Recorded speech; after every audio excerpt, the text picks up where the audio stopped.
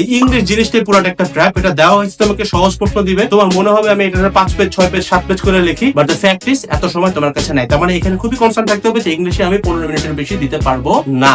English কই থেকে পড়বো? বেস্ট অপশন ইংলিশ পড়ার জন্য সেটা হচ্ছে সব থেকে সহজ। আমি আবারও বলতেছি, ইংলিশ নিয়ে খুব বেশি ফ্যাসিনেশন থাকা দরকার নাই, বিকজ ইংলিশের মধ্যে আছে যে 50 নাম্বার, এটা যদি ফার্স্ট বয় ছেড়ে দেয় তাও সে ফার্স্ট পেতে পারবে, বিকজ ফার্স্ট বয় 450 উপরে পাবে না। আমি তোকে এটা বলে দিতে পারি, কোনোবারই পায় না, বইটাও পায় না, চুয়েটাও পায় না, রুয়েটাও পায় না, কোথাও পায় না, কোয়েটাও পায় না। ঠিক আছে, তো প্রথম কথা হচ্ছে ভাই, আমরা ইংলিশে ফোকাস কমাই দিব এবং ইংলিশ অনেক ইলাবোরেটিং থাকবে, মানে অনেক বেশি লেখা যায় এমন জিনিসপত্র আসার চান্সই বেশি। গ্রামার থাকবে, বাট এমন গ্রামার তোমার থাকবে না যে তুমি ধাপ উত্তর করে দিয়ে যাবা। গ্রামার আসলে একটু প্যাচ পাবা, আর যদি রিটেন আসে খুব সহজ পাবা। মানে একটা কাইন্ড অফ তোমার জন্য ট্র্যাপ, সো দ্যাট তুমি এখানে টাইম নষ্ট করো। এটার পড়াশোনাটাতেও আমরা এত বেশি টাইম দিব না, কারণ আমরা এটা পরীক্ষার হলে লেখা বসে আসতে পারবো না। পড়ার জন্য বেস্ট অপশন চাও, আমি বলবো তুমি ঢাবির রিটেনের জন্য, ঢাবির এমসিকিউ না, ঢাবির ইংলিশ রিটেনের জন্য যে জিনিসটা মানুষ পড়ে সেটা পড়তে পারো।